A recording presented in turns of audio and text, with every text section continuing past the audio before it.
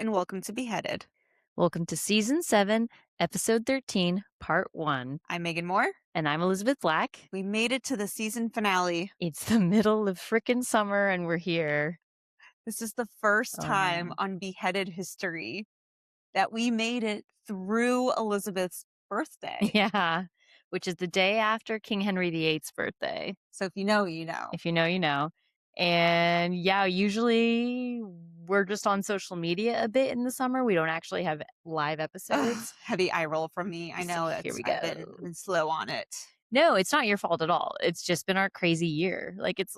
It felt like we were really on track. I really felt like we were good the first half of the season and then we just got derailed. For it. And it's okay. Happy belated birthday. Thank you. What did you do? Oh, well, Megan, I'm going to tell you. So I always stay in town during my birthday, mostly because we have a lot of travel plans in the summer and crap. So I always want my birthday itself to be a little low key, but I like to kind of do something a little different and out of town. So we went up to, if you know, Arizona area, we went to Cottonwood and Jerome. Jerome is fun. Yeah. I've never been, but I've heard good things. It's always been such a cute, enticing place to go because it's known as a very haunted kind of ghost town in Arizona. Yes. People talk about the haunted hotel that's there. That was built, gosh, I want to say the 1800s. Arizona's not that old. But so if you don't know the geography and you're kind of, I don't know, even if you're not in America, it's you have Phoenix, which is in the south part of Arizona. And the big cities people know north of Phoenix are Sedona and Flagstaff, which are the more northern cities, right? So if you go on your way to Sedona, but you kind of veer off a little bit more west, you'll run right into Cottonwood, which is actually a wine area. Oh. Yeah, they have wineries there. I didn't know that. We did this really cute kayak tour that ended at a winery. It was called the Water to Wine Tour. Very cute. So me and Robbie did it was probably 2 hours, a little kayak thing, but it was fun. And they were blow up kayaks. So you don't have a lot of control over them. I've gone kayaking before and this thing was just all over the freaking place. We were literally just spinning. I hate that. Going down the river. I don't like kayaking for that reason. I need to have control of my direction. It was a lazy river, though. You know what I mean? It wasn't No raging rapids. Okay. And there was tubers going down too. It was very mellow. All right. So we did that, and then it ended at this winery. So we did a little wine tasting where there was live music. It was very nice. Cute. And then that same night we went up to Jerome, which is I've heard of this trek up to Jerome. It's the side of a mountain. And I didn't expect it to be like that. I was oh yeah, people are babies. I'm from Colorado. We have mountains. It's not hard to get up there. I don't know. I think we took a path that you're not supposed to go on because it was 4-wheel drive, rocky, jagged road. Incline. Crazy incline. We're shocked we even made it to the hotel. I don't like that either. This is way too adventurous of a birthday for my liking. And we were in Robbie's truck. We were in a big, vehicle that could handle this. And we were how does anyone in a sedan get up here? Can I do it in my Mini Cooper? Probably not. But we did discover once we got to the top that there's a better road to take. That makes sense. Again, I think we took some weird, obscure back way that maps took us on. I don't know. But we had dinner at the hotel. Fabulous. We had these beautiful frosted martinis. I had the special, which was a filet mignon pasta type thing. Very tasty. I don't know what he had. I can't remember. It was you were just focused on your own birthday meal. I get it. Yeah. Big chocolate cake dessert, fabulous. And then again, we only did the weekend, so we didn't do a whole lot. We took our dog up there too, which was nice. So he got to explore with us. And what did you do with your dog during dinner? Well, we stayed at a dog-friendly Airbnb, oh, good. So he just hung out. Okay, yeah, cool. It's so funny. The Airbnb we stayed at, it was under no circumstance can your dog be in the bed. But if he is in the bed, put this blanket down. You're my dog wouldn't understand that. My dog I can't keep him off the bed next to us. Yeah, you can't have a conversation. Be well, now you have to sleep on the floor like a dog. No. She'd be okay. He would never. Sure. As soon as we're all right, we're gonna leave. He's hopped up on the bed. We're yeah, we can't. There's nothing we can do. You can't control that. So he chilled on the bed while we on the towel. Don't worry, wink, Airbnb wink. host didn't touch the actual bed, just on the towel. Wink, wink. I Um, mean, they wash the bedding, right? yeah, You it's would think. fine. He You does would shed think. a lot. He's a shedder. You would think they wash for Yeah. sure. Anyway, but and then really quick, the next day, before we left town, Mhm. we went to this lunch spot called Haunted Hamburger, which is in Again, Jerome. the whole haunted theme. They Jerome, really own it. Jerome's cool. Jerome, it's like there's only 400 people that live in the town, and they very much lean into the spooky nature of it. As they So should. everything is like skeletons and ghosts, and it's like cutesy, Yeah, that'd be It's fun kind for of, Halloween. It's yeah, like the Southwest version of Salem. kind of, yeah, But why what happened in Jerome? Salem, I get it because there's so much angst there. right.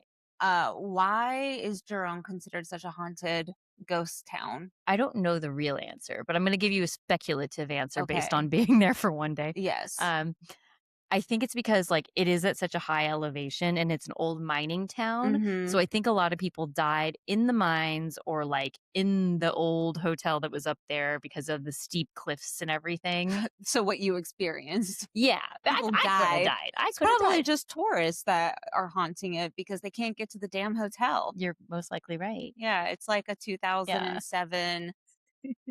Oh, I have to shout out this girl who I saw on the kayak tour. I think she did the kayak and then she was at the wine and then she was at the hotel later. Oh, Like we saw her the no. whole time. And I want to say she She was our age. she had the same itinerary as Like you. I was like, I kind of think she's my best friend. Or is she following you? Maybe. Or is Maybe she she's a fan. I was gonna say a stalker fan. Well, this is how we started to talk. So when we were at the winery and there was live music, they started playing the Shake, Shake, Shake Sonora song, Mhm, like du-du-du-du-du, Beetlejuice. and that's what she said. So she's I telling, mean, because 'cause we're yeah, millennials. we're millennials, and she's telling her friend, she's like, "Oh my god, Beetlejuice," and her friend's like, "What are you talking about?" And so she was trying to explain to her friend Beetlejuice, and I chimed in because 'cause I'm drinking, and I'm like, "Beetlejuice," you know? And so I'm now talking to these people, and she's like, "She gets it, she knows."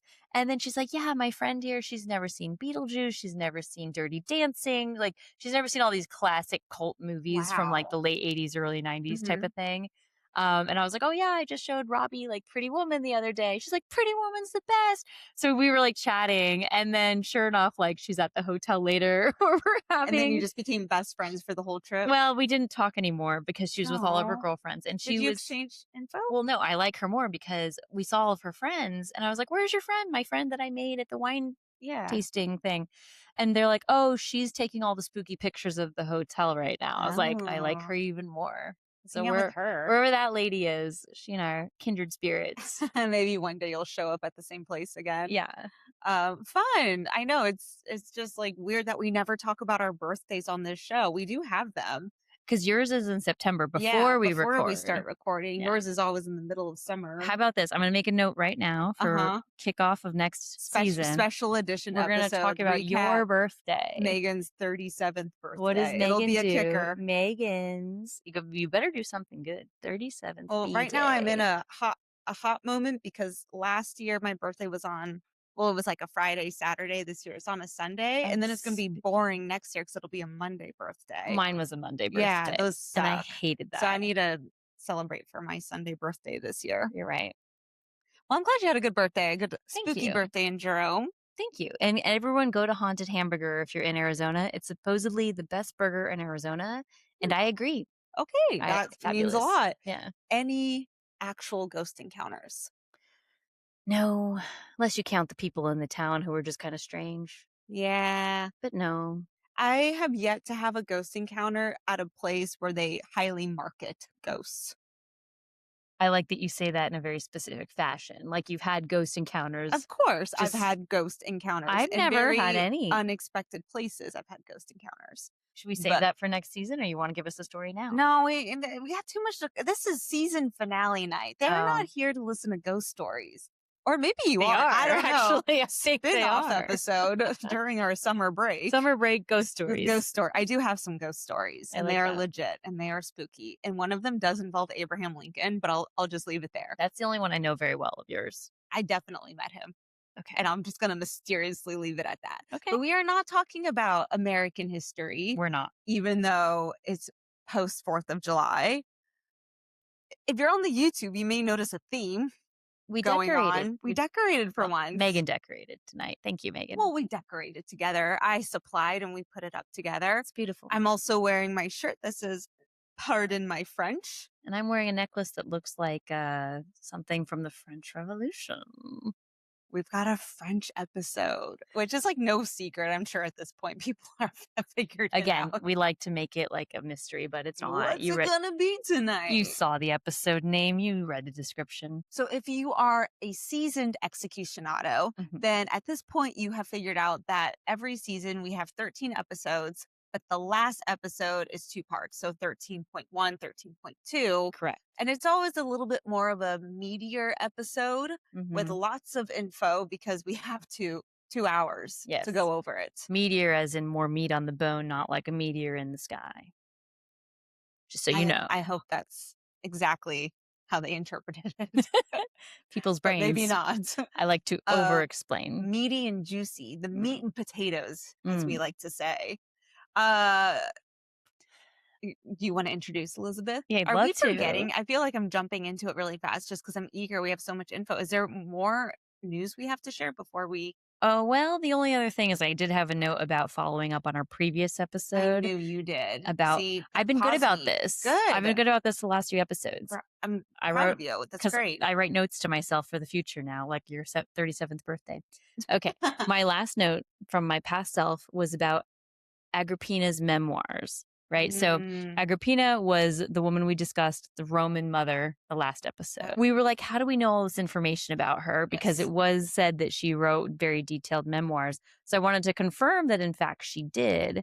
And yes, she, like, by all accounts, had very detailed memoirs because she was a noble lady of her time. However, there is no remaining memoirs in existence. So bummer. it's more like people had seen them and yes, they like agreed to the fact that they Mm, are there, okay. but they're not We'll in take it. existence. So yes, Kind so of a she had letdown. them. I know. But I mean, that was 2000 years ago. What can you expect? I have to say really quick too, along that Huh. same note, I finally finished my Margaret George Memoirs of Cleopatra book. Round of applause. Thank you. 957 pages. And it ends kind of the same way where there's like these notes at the end from the author. And I just watched a Netflix documentary on Cleopatra as well. And I feel like I'm still left unsatisfied with like what's real and what's fictitious. So long ago. It's just myth, you know? It's like they don't even know if she was actually poisoned by the asps. That, you know, apparently like she put her hand in the basket and they right. released their venom and that's how she committed suicide. Like that's still up for debate. And I hate that. It drives me crazy. I'm like, Gonna can't you have tell to either go back in time or me? die and meet her and ask. Or I could become an archaeologist and She there's would be an new interesting one. You methods. know that question, like, who would you have at dinner if Yeah. you can bring back anyone? 1000% Cleopatra would be an Cleopatra. interesting one. They still have never found her remains either. Mm. Or So Mark is she even Anthony's. dead? Yeah. She and Jerome as ghost. We don't know. We Okay. don't know. Yeah. So sorry, not to derail us before we even began, No, but that had to be said. I prematurely set us up because like there's flags around us, so it was hard to ignore. And I just really wanted to get into talking about French things. You're right. But we did have that follow up. Well Yes. done. I'm proud of you. Thank you. Yes, I will describe the scene here, or you can just go on YouTube and look. We have French flags. We have our French guillotine. Elizabeth has her French wine. Kirkland brand, the Ooh. Best. Classy, Yeah. classy shit. But 2024 Kirkland. But it is from France. This Good job. is, you know, Costco, but it is French Costco. So you're welcome. Costco does have culture. For Mhm. those who want to disagree, Yeah. we will fight you on that. Beautiful bottle. Beautiful bottle. And this is all for our man of the evening. Drum roll. Two-parter. Drum roll, please. Maximilien Robespierre. Robespierre. Pardon my French. There will be lots of French in this episode. Oh, Oui, oh, oui. oui, oui. You Ooh are la gonna, la, you c'est know you're bon. French, so you are going to take over those parts.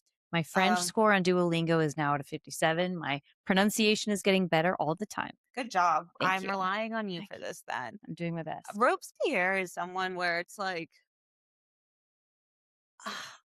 before really diving into who he was that name that for me, I always associated obviously with the French Revolution and the Reign of Terror. Right. Didn't quite understand his role and whose side was he on and what happened, because I mean, we'll Yes. obviously get into it, but it gets confusing, and this is an execution story, and Yes. He's a highly controversial figure, and I think we need to yes. go into both of these episodes knowing that. Yeah. Like, when we talk about Robespierre, we're gonna say a lot of nice things about Robespierre, and we're gonna say a lot of terrible things about Robespierre, because he's a Yes. very controversial person with a lot of layers. He's not a one-dimensional good guy, bad guy. Like, there's no one label you can give this man. So whatever camp you're in, of like, if you have a, I don't know, previous prejudice of Robespierre, like, keep it to yourself for now, We're because neither pro or there's a against. lot. Yeah. We are playing neutral here in this We story. are Switzerland. We are just the storytellers. We are Switzerland, was surrounded by our French We're flags. very French, Yeah. pro French tonight. Yeah. The But number of times I've said tonight, to the the revolution, when revolution. Elizabeth came over. Okay, I will start with the disclaimer. I know Les Miserables is not set in the French Revolution. Correct. I'm not an amateur, Later. but it is still relevant, right? So as soon as she walks in, she wasn't prepared for the amount of French flags I had purchased from Amazon, Oh first of no. all. May you save these. And then I was just blasting the "Do you hear the people sing?" And I did a very French dinner. Yes. We had brie cheese, French brie cheese. Yes. We had a baguette with French onion soup. And then we did steak frites, which Elizabeth heavily helped with because Fantastic. steak is difficult to cook. Yes. Worked out okay. It was wonderful. Filet mignon, arugula salad. It was beautiful. Little Dijon vinaigrette. Yes. Oui, oui, bonjour. We put on a French movie that we will Mhm. probably never watch That again we on did the not background. understand because it was in French. Oh, I understand half of it. Oh, good for you. You're going to start with early life of Mr. I Max. am. I am. So for all, I really, every time we've referred to Robespierre in previous episodes, because we've done quite a few French Revolution episodes, Yeah. I've always referred to him as Robespierre. Because this episode is about Robespierre, we're going to call him Max. Max. Maximilien.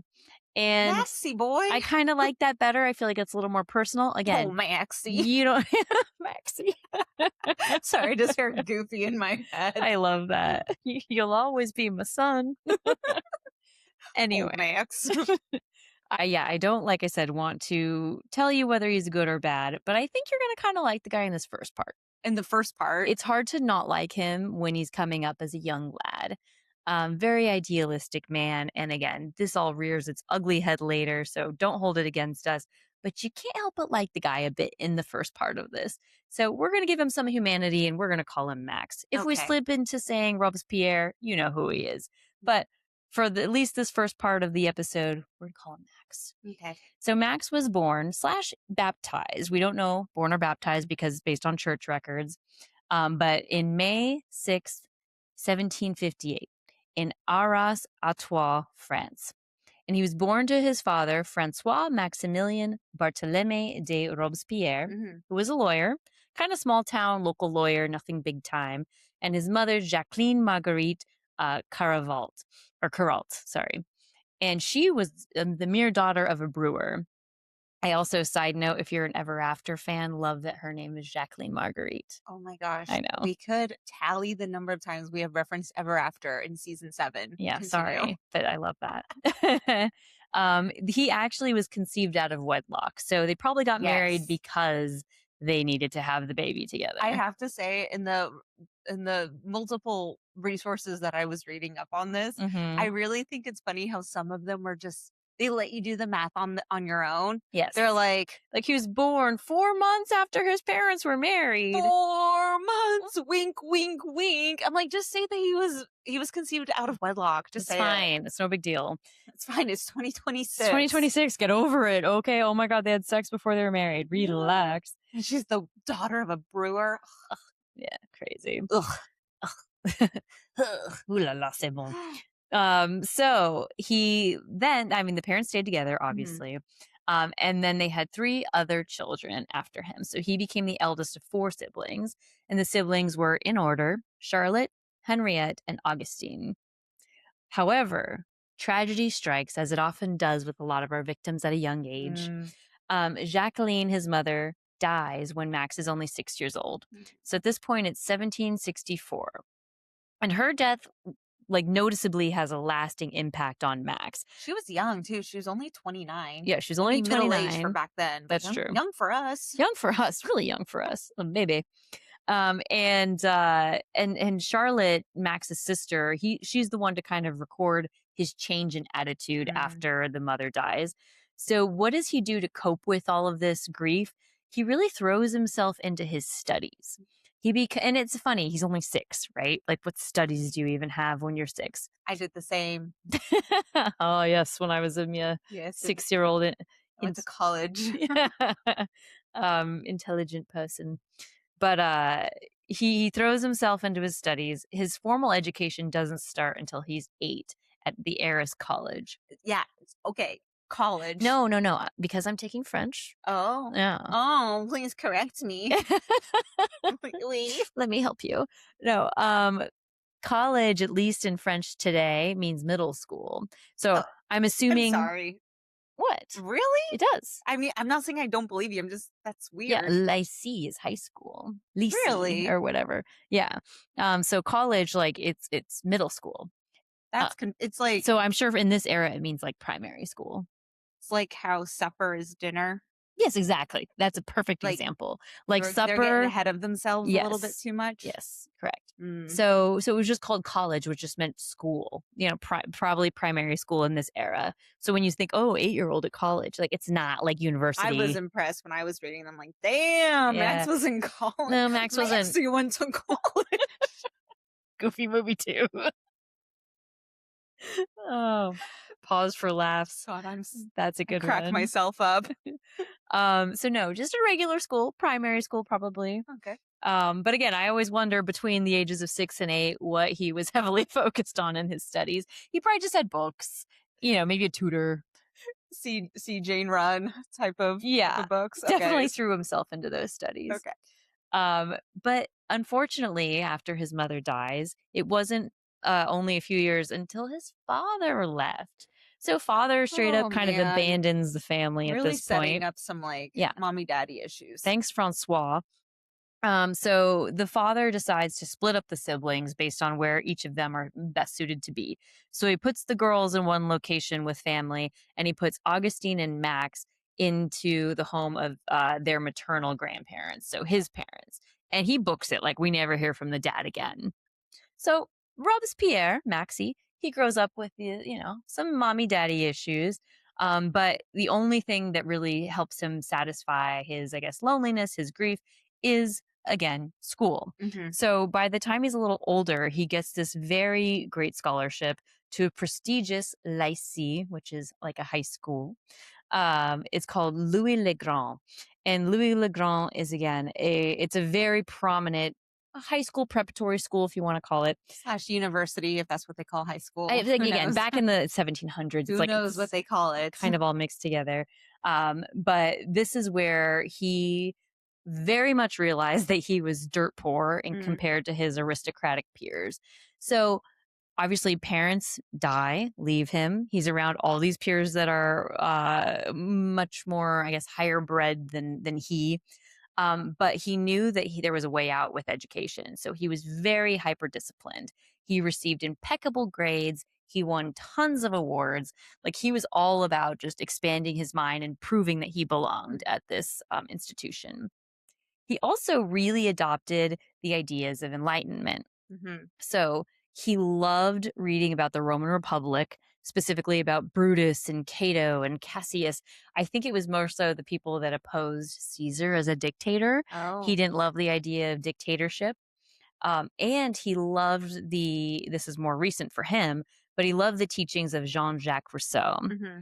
And Rousseau, his philosophy was really about the idea that humans are born free and they're born good. Like, no one's innately bad, but everyone is corrupted by modern civilization and modern society. Like, all the inequalities kind of compact on a person, they compound on a person to create bad people or bad decisions in society. Right. So between these two things, the Roman Republic and the Rousseau philosophy, he believes that there should be some sort of democracy where everyone is equal. He believes that people are innately good and can make good decisions, but we shouldn't complicate it with, these caste systems or monarchies. So Right. he's thinking about all this from a very young age. He sounds like a nerd. Definitely a nerd, but like how cute. Cute nerd. Cute nerd. I love him right now. Okay, right now. Right now. Disclaimer. Bad guy later. um, and then there's this one incident that has to be talked about. And I don't know if this is more like myth, legend, if this actually happened, but it has to be said. But apparently, again, he did so well at school and he was a great orator. Like Mhm. he delivered these beautiful speeches at such a young age that he was chosen to deliver this speech in Latin to all of his class, to the whole, I guess, high Mhm. school, prep school, that the king and queen were even invited to. Sorry, I'm just like the idea of like French aristocratic high school would be a Yeah, really funny concept for a show. that'd be a great show. Oh man, we'll call it Le Grand. Yeah, right? The cliques that are going on there Oh, so sassy. There's so much drama with at all this their high little school. powdered wigs and stuck Yeah, up in noses. their little breeches. So apparently he had to deliver the speech, and the king and queen were invited to attend this speech. Like that's how big of a Marie speech it was. Antoinette Yes, and at the and time Louis? it was Marie Antoinette and Louis the 16th. We know them. Apparently, I mean, they had to come basically out of obligation, so they didn't even get out of their carriage. So Rude. picture him giving this speech of his life, as I don't know how old he was, but say he's 16, 17, whatever, Mhm. young age, to his entire student body and the king and queen. And That's a big they deal. literally kind of scoot by in their carriage and like barely look out the window. It's And like like, Taylor and Travis showing up, but they would get out what? and participate. It would be a big deal. Okay. That's good. I'm just trying to relate to someone That's that I good. would be excited to show up, but Okay. then they leave. Yeah. So But you, Taylor and Travis wouldn't leave. They're too nice. no, but you, Megan, are giving the speech of a Right. And lifetime. then they just And they roll up in their little Bentley and they barely roll the window down and and they then they kind of keep give you going. a nod, maybe. Not even. They don't even look at you and They don't they even roll down the window. just keep going. They go How would you when they get feel? there. I don't I would say, "What's the use?" and flip a table and give up And then become a bloody and revolutionary. oh, Sorry, that skipping sure. ahead. Hmm. So that I think solidifies his feeling of like I am lowly, these aristocrats suck, between the people that he goes to school with and the royals coming to visit him and not even giving him a nod. He's already at a young age like feeling the very certain type of way about the monarchy and Mhm. about aristocracy. But he's still very much an idealist.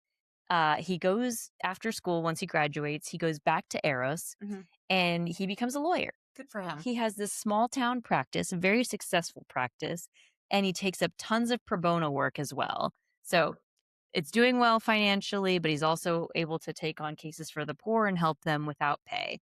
And he becomes such a force in the town. People respect his, I guess, his grace, his generosity, and people respect his virtue and his Mhm. idealism. So they start calling him the incorruptible.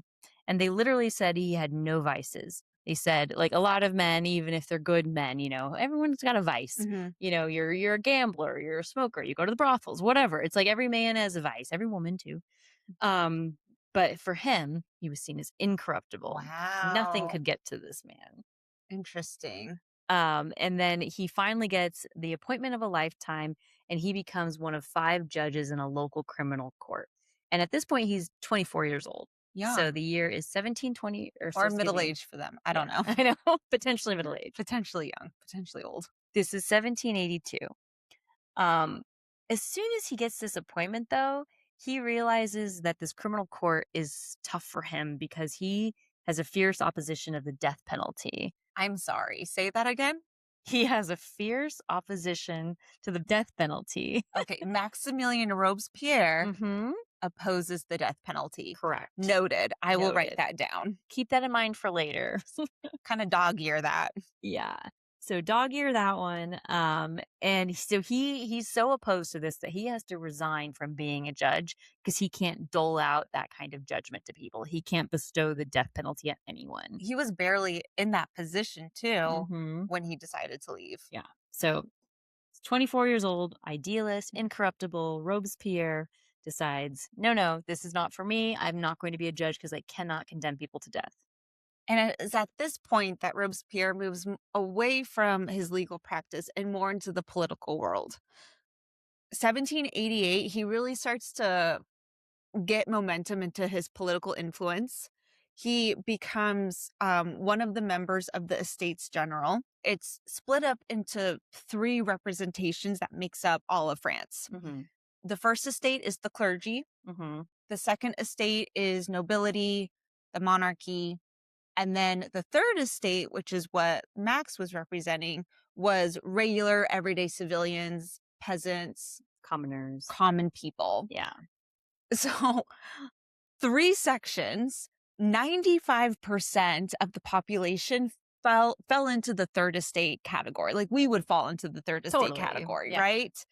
And yet they only had that was 95%. They only had 1/3 of the vote. Yeah. So talk about really, really swayed there. So silly. Considering the monarchy, the nobility being Hmm. such a small percentage carries 1/3 of the weight of the voting. It's almost like modern America where we have our popular vote and our electoral college. Yeah. It's like, presidents of our country can literally win a popular vote, but lose the electoral college and then lose the presidency Yes, because the states and their electoral representation didn't get you there, even though the number of exactly. people did, which is so silly. Yeah. And the third estate has the number of people in it, but they don't have the power of the voice that they need. Hmm. And of course, our friend Max, he's here representing this because he's so passionate about it. Right. But he also, it angers him. He really, really endorses and supports all of these minority groups, all of the marginalized groups of people.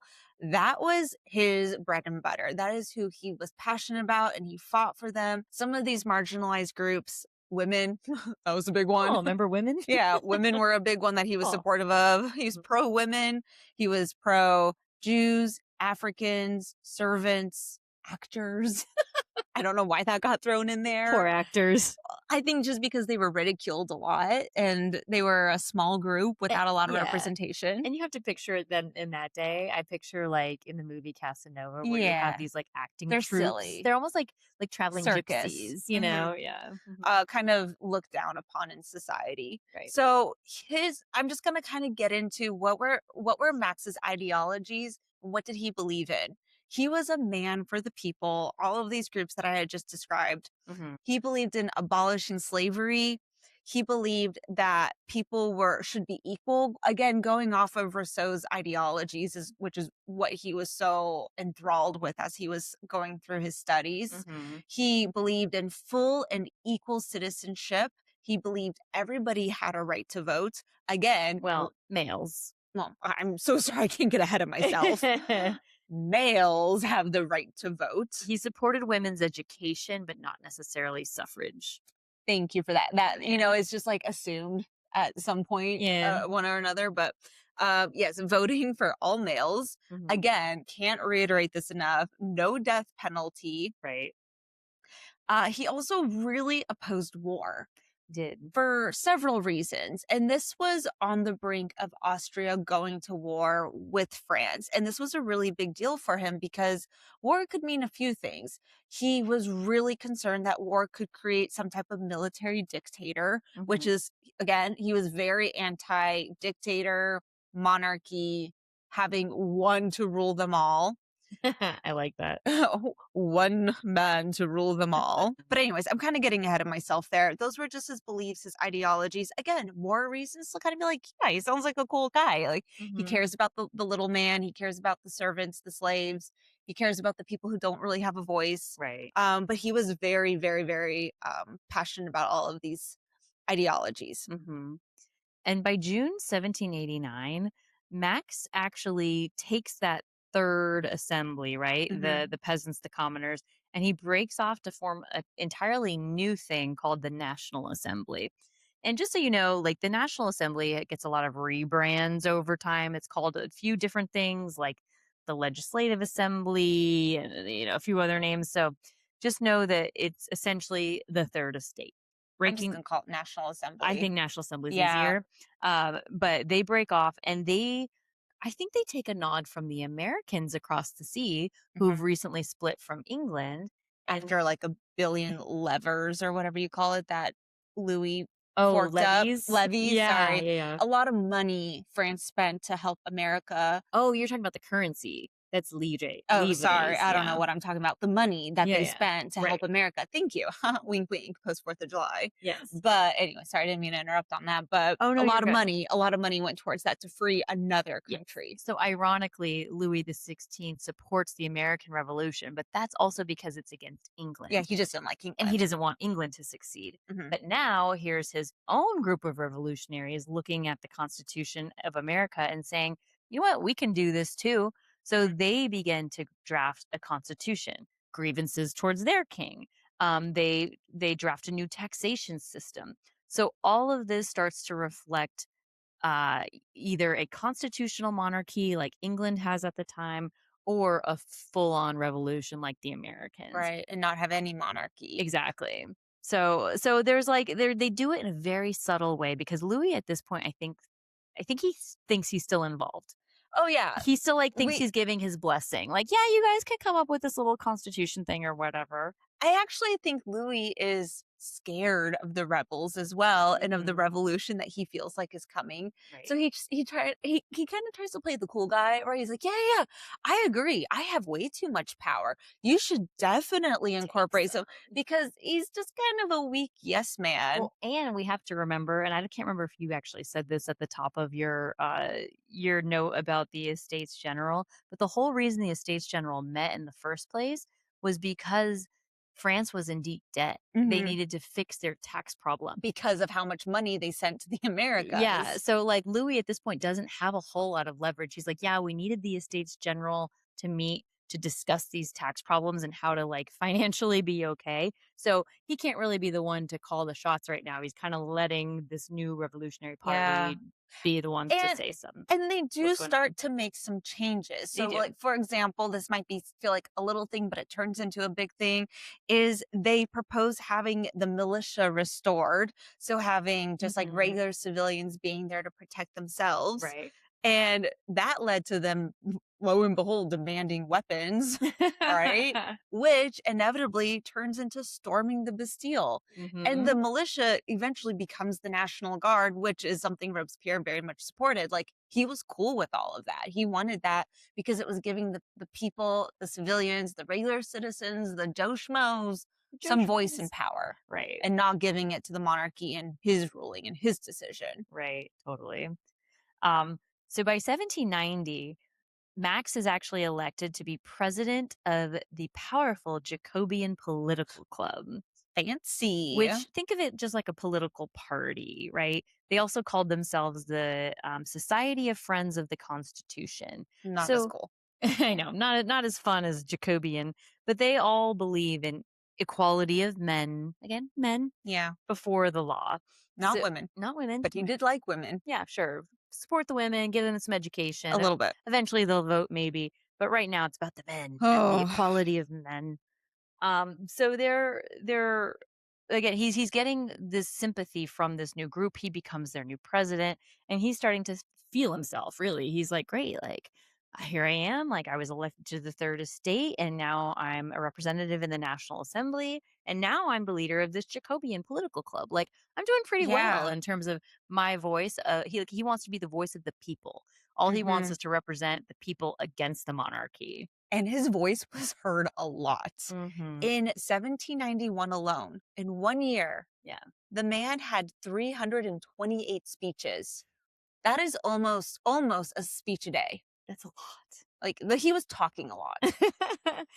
There was a documentary we watched that said Alexander Hamilton in America wrote like 50 different essays to support the Constitution. Mhm. And it's like, oh, but compare that to the 300 speeches that Robespierre said to defend his idea of constitution and Yeah. democracy. Max was not sleeping on the job. He was very committed to this position, very committed to the idea of reforming the government. Mhm. So I just want to make a note on who he was as a person really quick. Because I think when you think about someone like Robespierre, and at least in my mind, I always thought of him as like this like rugged revolutionary, like tough guy Really? soldier. That's just who I had in my head. Interesting. You know what I've found out too? I had Huh. this same thought about like Robert E. Lee in the Civil War in America. I just picture these as like brute men, Yeah. who are like, they will do, Fighting. They're yeah, they ready will to pick stop up at, a pistol. exactly, like stop at nothing to like enforce their will. And then when you see photos of Robespierre and Robert E. Lee, they're like these like genteel, Yeah. like Max is kinda very goofy looking. sophisticated men. So Max actually, he is again, when you look at him, you wouldn't think of him as a revolutionary. He's meticulously groomed, Mhm. like to the point where it's like OCD groomed. Kinda looks like a cat, He's beautiful, like a little house cat, kind of like like a a, little Persian cat, yeah, beautiful cat. Parisian cat. And he wears this perfumed powdered wig. Ooh. He wears the knee breeches. He has the finest manners of anyone you'll meet. So he's not coming across like this, again, like unruly usurper. He's like, hello, sir. Like, how are you? Very Like, timid. smitten by He's a him. bit nervous too around people, which I think people tend to trust. They're like, oh, you're not here to seek power. Like, you're this Mhm. timid, nervous fellow. He is a bit riddled with anxiety, and I think he overcomes a lot of that to obviously have these big speeches and speak in front of people. Yeah. But he also comes off as a little suspicious, and like he's not, like, you might trust him right away, but you're not quite sure where he falls because he's a little bit more guarded than you'd suspect of a revolutionary. So just a little bit of a note on who he is, Kind because of a funny guy. yeah, like people are just like, okay, you're just not who I would think of. You're not the men leading men. You're just like this very prissy, proper man who says Yes. the right words at the right time, but we're not quite sure of your intentions. You know what I think of when I hear Robespierre? Hmm. We always name drop Okay. this restaurant in France, and I forget the name. Les Le Procoupe. Procou. I Thank you, love Le Les Procou. Procoupe. We've talked about this restaurant probably like 15 times I on this Googled it show. today again for this episode. I'm not going to apologize because Go one there. day you're going to go to Paris and you're going to be like, you know what? Those really annoying girls on that Who podcast kind of know what they're talking about. who are really smart and we learn things from them. Yeah, thank They you. keep name dropping this one restaurant in Paris that they always say to go to. So anyway, Le Procoupe. Les Procoupe. It's the oldest restaurant in Paris. Oui, And oui. I always think of Robespierre with that because they were very proud of the fact that that was one of his hangout spots. Mm-hmm. And Robespierre would go there and discuss politics with people. Oh, yeah. And they had like his little section that, I mean, obviously, I'm sure the restaurant has been remodeled time over time over time. Mm-hmm. But anyways, it just kind of adds that realism to somebody when you're like, okay, this is where he stood and this is where he was. And Oh, yeah. he would go out and meet his friends for lunch and wine and debate over the state of the affairs of France, Over coffee. over over A espresso. croissant. And like it's an amazing place to go. They have little artifacts too. I think they have like Napoleon's hat They do there have Napoleon's hat and there. like something from Rousseau. Rousseau himself was there. Mhm. Obviously, Max idolized Rousseau. So he went where he went. He ate where he ate. Yeah, He's like, exactly. oh, Rousseau got the croissant here. I shall also get the croissant and the French onion soup. Soup in the Soup snails. in the Snoop. I snails. said Snoop. Soup in the snails. We had an avocado shrimp dish of some kind. I don't know if they had avocados then. Maybe. Oh, I had an escargot there. Did you? Mhm. Oh, fabulous. It was like the only time I'd be willing to try it. Yeah, They're that's the good. place to go. Yeah, they I were really good. think I told you, but my very first drink of wine was at Le Procoupe. And look where you Now are look where we are now. now. Teasing. No, and then yeah, and last thing I'll say about Le Procoupe is that American revolutionaries went there as well when they traveled to France. Yeah. So like Benjamin Jefferson. Franklin, Jefferson. Yeah, I mean, Just the place to you be. have to Kind of go still there. is, to be Excellent honest. food, excellent service, and tons of history. So 5 please go there. stars from the beheaded girls. Yeah, you're So, welcome. go. Anyways, Back to our episode. that was our ad of the evening. I know. We always give a free ad or two. We really need to start charging for these. Places we like. So let's fast forward a bit to 1791. So this is about a year after Max is appointed to be the president of the Jacobean political He's club. busy talking. Busy talking, doing a lot of stuff. But in this time, Louis the 16th actually tries to flee. That jerk. That jerk. That Probably jerk. puts on a little disguise. He's like, And yeah, guys, I'm also actually like totally part of a revolution and yeah, rebellion right now. There's one over here I'm gonna check I'm going to out. go leave real quick and come back. So he leaves and he tries to raise a foreign army Mm. to essentially quell this rebellion, but he is caught. And you should listen to our episode because we have a different episode specifically about Louis the 16th and his many shortcomings. Get it? If you know, you know. Um, but he's put on trial in 1792. So we're not going to get into that because we have a whole other episode that goes into all of that Oh. detail. But just know that by the end of this trial is when we start to see Max waver. Mhm. He's no longer the idealistic, incorruptible, perfect man who doesn't believe in the death penalty Nope. because he's finally got his nemesis, the monarch, the guy who he's been railing against all this time. He finally has him on trial.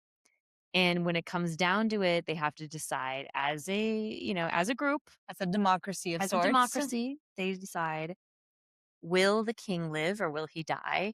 Will he be Mhm. exiled? What do we do with the king?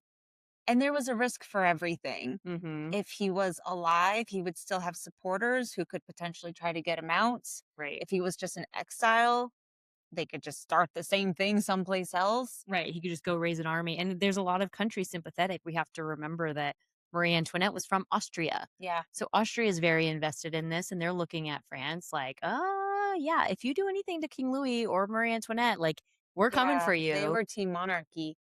Um, I want to know if this weighed at all on Max because he was so anti-death penalty for so long. Right. And as Elizabeth said, this is where we start to see the transformation. He says, Louis must die so the nation can live.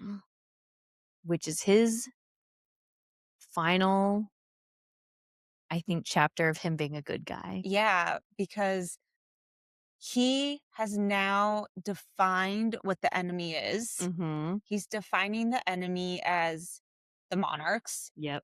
and anyone pro monarch. Mhm. And we're going to get into that a lot more in part 2 of who is Max considering someone eligible for death penalty that he was so previously against, Right. but ends up finding out it's quite a useful little tool to keep in your back pocket. Yeah. He might oh. I got a little guillotine I'm playing with. That's perfect. Perfect tool for this. Yes. So January 21st, 1793, Louis the 16th is officially executed. Where's my guillotine? Guillotine. First execution of this era. First political execution, First too. political One. execution. Yeah. And Max watches the king get beheaded, and he essentially watches the old world order of France die. Mhm. And with that, Hmm. this episode will die too. I'm just kidding. That was a terrible good way. one. No, that was a bad transition. Might fix that one.